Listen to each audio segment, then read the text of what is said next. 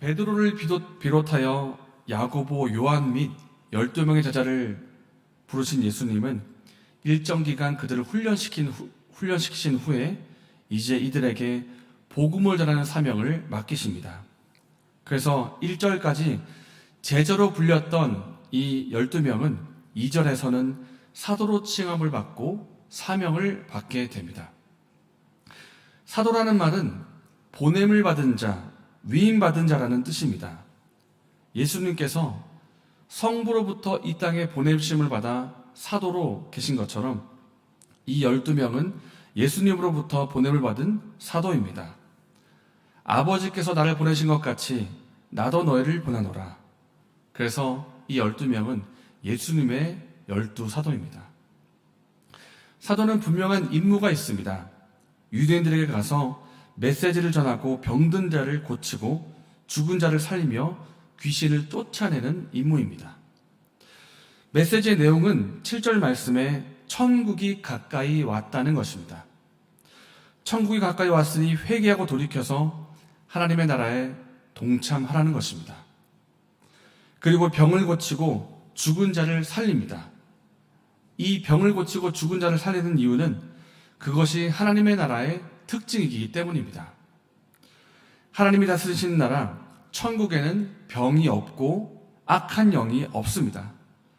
슬픈 일들이 없고 죽음이 없으며 죄가 없는 곳이 하나님의 나라이기 때문에 그 나라의 특징을 실제로 보여주기 위해서 예수님의 권능으로 병을 고치고 살리고 깨끗하게 치유하는 것입니다. 이때 12사도가 이런 권능과 능력을 행하는 것은 스스로의 힘으로 행하는 것이 아닙니다. 1절 말씀에 예수께서 그의 12제자를 부르사 더러운 귀신을 쫓아내며 모든 병과 모든 약한 것을 고치는 권능을 주시니라. 사도들이 행한 모든 것은 예수님께서 허락하신 것입니다. 예수께서 천국이 가까이 왔다라고 메시지를 전하시고 또 병든 자를 고치신 것처럼 이제는 그 일을 예수님이 하셨던 것처럼 제자들이 할 수 있도록, 사도가 할 수 있도록 그 권능과 능력과 그 모든 것들을 허락하신 것입니다. 그래서 예수님은 사도들에게 이 복음 전하고 병 고치는 사역을 할 때 이것을 기억하라고 말씀하십니다. 8절 말씀에 너희가 거저 받았으니 거저 주라. 사도들이 전하는 이 메시지는 예수님이 주신 메시지고 사도들이 행하는 권능과 능력도 예수님이 주신 것이고 모든 것을 예수님으로부터 거저 받았기 때문에 받은 자로서 청지기와 같이 그냥 거저 주라는 것입니다. 그래서 12사도는 유대인에게 복음을 전하는 사역을 합니다. 5절과 6절 말씀에 이방인의 길로도 가지 말고 사마리아인의 고을에도 들어가지 말고 오히려 이스라엘 집에 잃어버린 양에게로 가라. 예수님이 먼저 유대인에게 가라고 말씀하십니다. 이렇게 말씀하신 것은 예수님이 오직 이스라엘 백성만 사랑하시고 온 열방은 내버려 두셨기 때문이 아닙니다. 복음을 전하는 이 시기와 순서상 유대인에게 먼저 가라고 말씀하신 것입니다.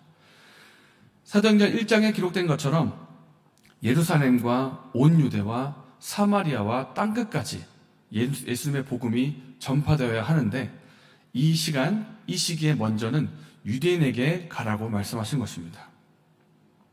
하나님을 떠나서 목자 없는 양같이 방황하고 유리하고 있는 이 유대인 백성들에게 먼저 복음을 전해서 그들에게 전했다는 증거를 삼고 그들이 받아들이지 않으면 이제 복음을 다른 이들에게 증거하는 방식으로 먼저는 유대인을 향하여 증거하라고 예수님께서 말씀하신 것입니다.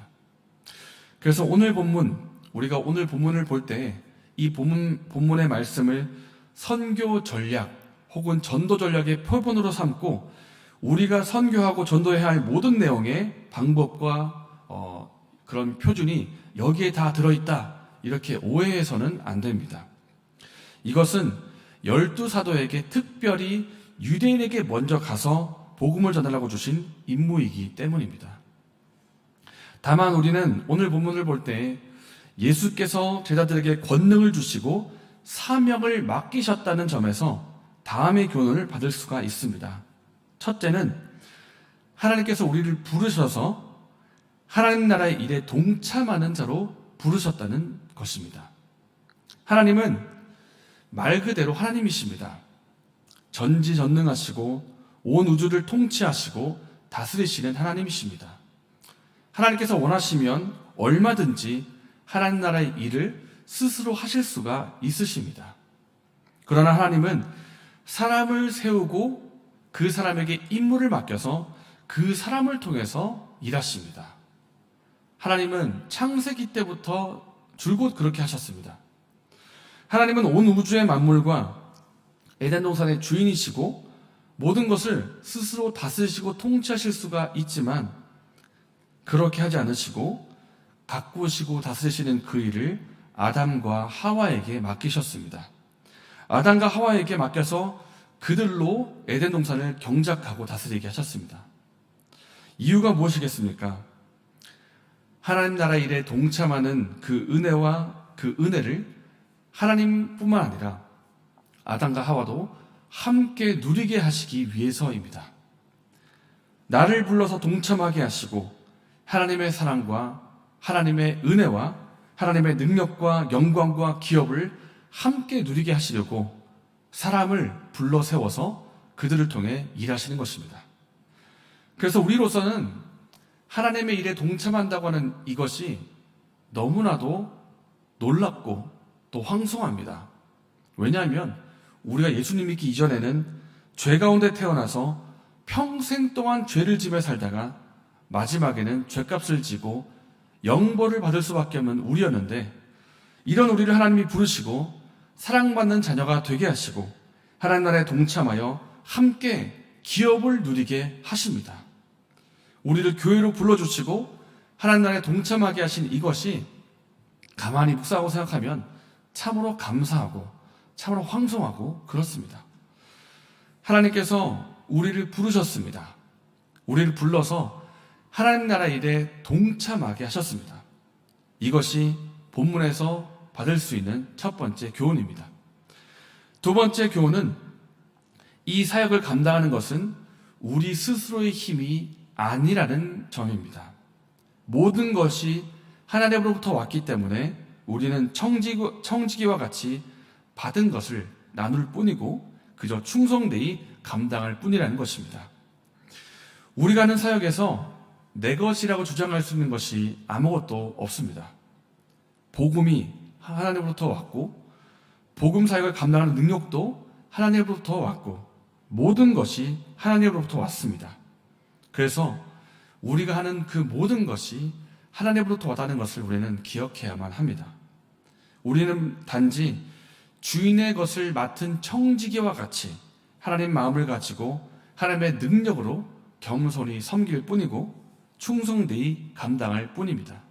그렇게 맡은 것을 가지고 청지기와 같이 감당하는 그 가운데 하나님의 일에 동참하면서 하나님의 은혜와 능력과 영광과 기업을 함께 하나님과 더불어 함께 누리는 것입니다.